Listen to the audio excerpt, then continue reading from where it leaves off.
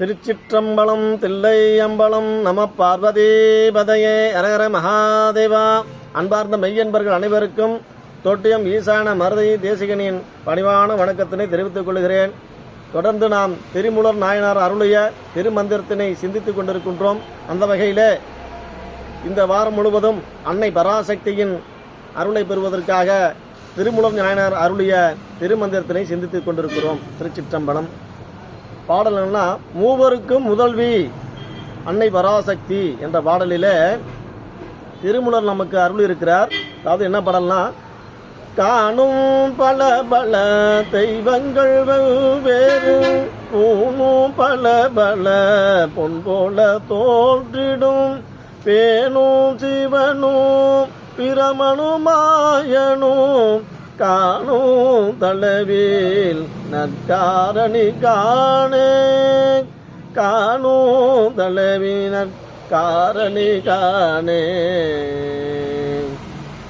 அதாவது அன்னையவள் அணிந்து கொள்ளப்படுகின்ற அணிகலன்கள் பல பல வகையாக இருந்தாலும், வெவ்வேறு வடிவங்களில் காணப்பட்டாலும், அவற்றிற்கான மூலப்பொருள் பொன், அதாவது தங்கம்தான். அதாவது அணிகலன்கள் பல பல உருவங்களாக இருந்தாலும், பல பல வடிவங்களாக காணப்பட்டாலும், அவற்றின் மூலப்பொருள் தங்கம்தான். அதேபோல நாம் காணும் தெய்வங்கள் பல பல வடிவங்களில் காணப்பட்டாலும் அவற்றுக்கெல்லாம் மூலப்பொருள் பரம்பொருள் ஒன்றே அப்படின்னு நமக்கு திருமூலர் ஆழமா சொல்றாரு. அப்படி பெருமையாய் பேசப்படும் சிவன், திருமால், நான்முகன் ஆகிய மூவரும் செயல்பட காரணமாய் விளங்கும் அன்னையவள், மூவருக்கும் செயல்பட காரணமாய் விளங்குபவள் அன்னை பராசக்தியை, அவளே மூவருக்கும் முதல்வி அப்படின்னு திருமூலர் நமக்கு இந்த பாடலில் ஆழமா சொல்லியிருக்கிறார். திருச்சிற்றம்பலம். அடுத்த பாடலில் மறைகளின் முடிவும் அவளே. பாடல் கவனிங்க. காரணி மந்திரம் ஓதும் கமலத்து பூரண கும்ப பிரேசம் பொருந்திய நாரணி நந்தி நடுவங்கு உரை செய்த ஆரண வேதம் நூல் அந்தமும் மாமே. அதாவது அன்னை பராசக்தி அனைத்து மந்திரங்களுக்கும் காரணமாக விளங்குபவளாம்.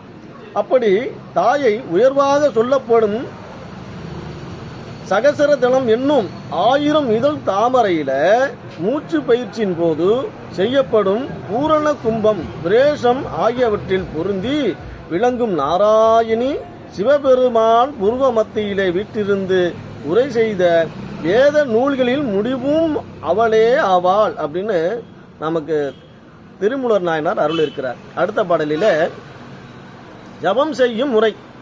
பாடல் கவனிங்க. அந்தமும் நடுவிரல் ஆதே சிறுவிரல் பந்த வழிமுறை மாறியுரை செய்யும் செந்தமிழாதி தெளிந்து வழிபடும் நந்தி இதனை நலமுறைத்தானே.